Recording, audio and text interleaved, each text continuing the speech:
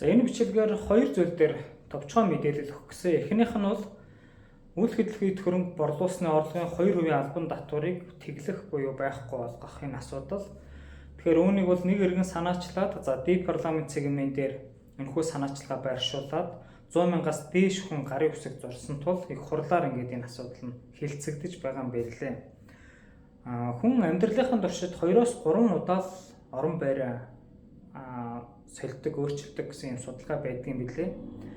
Тэгэхээр энэ маань ерөөсөө та хашаа байшин орон сууцын үйл хөдлөх эд хөрөнгөө зарсан тохиолдолд борлуулсан үнийн дүнгээс нь шууд 2%-аар тооцож төлөгддөг ийм хөрөнгө борлуулсны татвар юм.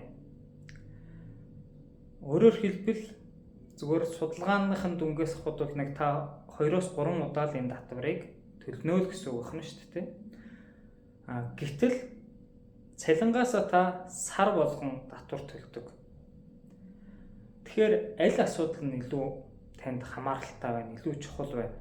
Мэдээж хоёр дахь нь сар болгон та цалингаасаа нийгмийн даатгалаа хассан дүнгээсээ 10% татвар төлж байгаа. За энэ хуулийн төсөл бол ингээд боловсруулагдаад мөн санал аваад явж байгаа. Тэгэхээр тэр 2% татвараас илүү таны анхаарах ёстой зүйл бол энэ хувь хүний орлогын албан татвар юм аа. Тиймээс та энэ дээр саналаа өгөх хэрэгтэй. За одоо төсөлд явж байгаа зүйлийг бол би тусдаа бичлэгээр танилцуулсан байгаа. Жишээлбэл сарын 800,000, жилийн 9 сая 600,000 төгрөгөөс доош цалинтай орлоготой бол уг татвараас чөлөөлөгдөнө гэж байгаа. За гэтэл одоо ийм хэмжээний цалин авдаг хүн хэр байх вэ те? Маш цөөхөн л байгаа. Тэгэхээр та энэ дээр магадгүй үнийг нь өсгөөд ч юм уу 2 саяас доош цалинтай бол татвар өгөхгүй байж гэдэг иймэрхүү санаачлаг гаргах боломжтой. За хоёр дахь нь болохоор 9 сарын 30 болгочоор 3-4 хоног үлдлээ.